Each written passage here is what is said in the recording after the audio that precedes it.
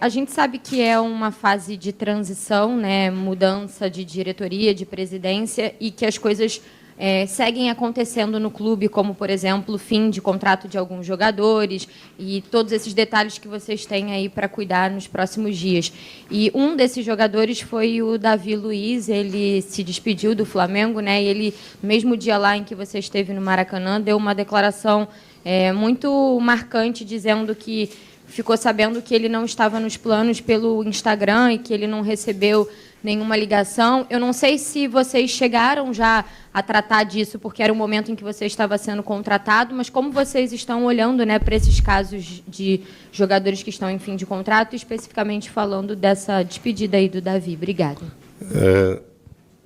O David é alguém por onde passou, e passou para o Benfica, na altura que eu lá estava, que sempre colheu o agrado da torcida, das pessoas que trabalhavam com ele, um respeito enorme pela carreira dele, mas o que se passou foi algo profissional. Eu, quando quero contratar um jogador, não falo direto com o jogador, até porque os agentes normalmente ficam, como é que vocês dizem, puto, ficam putos quando nós fazemos isso. E o que se passou com o David foi, até porque eu tenho relação, conheço as pessoas que lidam com o David há muitos anos, desde o tempo do Benfica. As pessoas, ainda eu estava na Croácia, pediram-me, assim que eu tivesse uma definição sobre aquilo que ia acontecer ao David, que lhes comunicasse. Assim que eu reuni com o Filipe Luís, foi comunicado pela manhã muito cedo aqui no Brasil, às pessoas competentes, e foi isso que se passou. Desejo a maior sorte do mundo ao David. É um excelente atleta e sei que é um excelente ser humano. Inclusive recebi aqui uma mensagem do agente dele desejando sorte por parte do David, e é um assunto encerrado. Desejo a maior sorte do mundo ao David e que seja muito feliz, como sempre foi em todos os sítios onde passou. Vocês pensam em até quantos reforços para essa próxima temporada? E eu gostaria de saber se uma das prioridades é um substituto para o Gabigol. Obrigada. A partir do dia 18 de dezembro, em que o BAP anunciou o que eu seria o diretor de futebol do Flamengo, converso todos os dias com o Filipe. Tivemos a oportunidade, porque estávamos perto, ele na Corunha, eu no norte de Portugal, de nos encontrarmos pessoalmente, porque é sempre melhor. Temos bem claro, a primeira coisa, e que fique isto bem ciente, é que o elenco tem uma qualidade enorme. Sabemos que temos que fazer alguns ajustes, e esses ajustes vão ser feitos com tempo, no tempo que nós queremos, e não para agradar à torcida, a vocês, imprensa, que gostam dessas coisas, mas aquilo que nós achamos que deve ser o ideal para o Flamengo que queremos.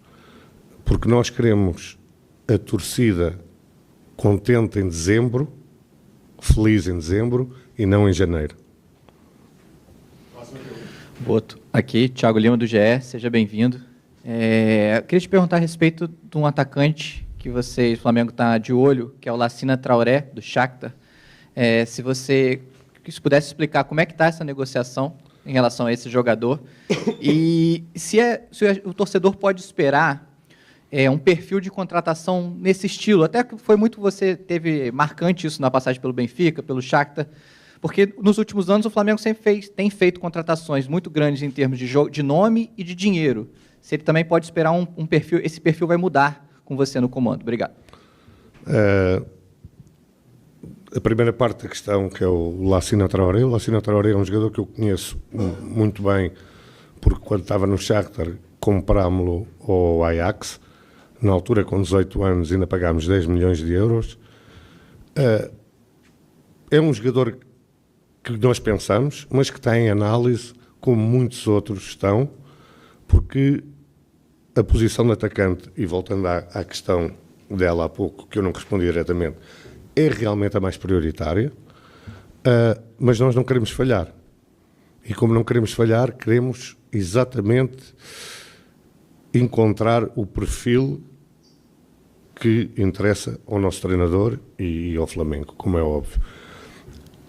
Esse perfil pode ser um nome mais sonante, mas pode ser também um nome menos sonante, porque normalmente os nomes sonantes é para agradar a torcida. Nós queremos alguém que tenha rendimento.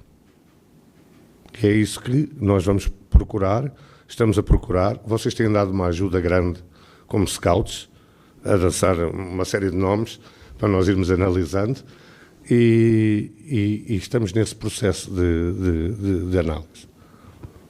Próxima pergunta. Boa tarde, João Pedro Fragoso, Jornal Globo, seja bem-vindo. Eu queria saber se nessas conversas que você já teve com o BAP, com o Felipe Luiz, vocês já conseguiram definir qual vai ser o DNA que o Flamengo vai ter sob o comando dessa nova gestão. A gente sabe que a torcida gosta de um futebol ofensivo, mas dentro das várias formas de montar um time ofensivo, como vai ser o estilo, qual vai ser o estilo do Flamengo, qual vai ser o estilo das contratações de jogadores do Flamengo dentro dessa metodologia que vocês querem implementar? Obrigado. Obrigado. Essa é uma questão bastante interessante e que vou ter todo o gosto em responder. O DNA do Flamengo é Zico, Júnior Maestro, esta gente toda que passou pelo Flamengo, e é um futebol ofensivo, como é óbvio, é dominante, temos que dominar, e tudo vai ser feito para respeitar esse DNA. A escolha do Felipe Luiz, como o Presidente disse, foi da minha responsabilidade. Eu poderia ter escolhido outro treinador. Eu acho que sou pioneiro, eu, mais uma equipa que trabalhava comigo no Shakhtar, de termos uma coisa que se chama scouting de treinadores, porque nós no Shakhtar tínhamos uma linha bem definida de como é que queríamos jogar, não porque era um DNA do clube, porque o clube não tinha essa história, ou porque a torcida assim exigia, porque o Shakhtar não tinha torcida, mas porque o dono do clube o exigia. E nós contratávamos sempre os treinadores que respeitavam esse DNA. E criámos um scouting de treinadores, que tínhamos sempre uma lista de treinadores que tinham esse DNA para poderem entrar no clube. O Felipe foi uma escolha minha e, se falhar, a culpa é minha. Porque isto é algo que... Isto é profissionalização. Alguém tem que ser responsável quando o treinador falha. Não é só o treinador, não é? Porque isto é fácil, muda-se de treinador 11 vezes e ninguém tem culpa disto. Diga-me uma empresa que mude 11 vezes de chefe de produção. O que é que acontece, não é?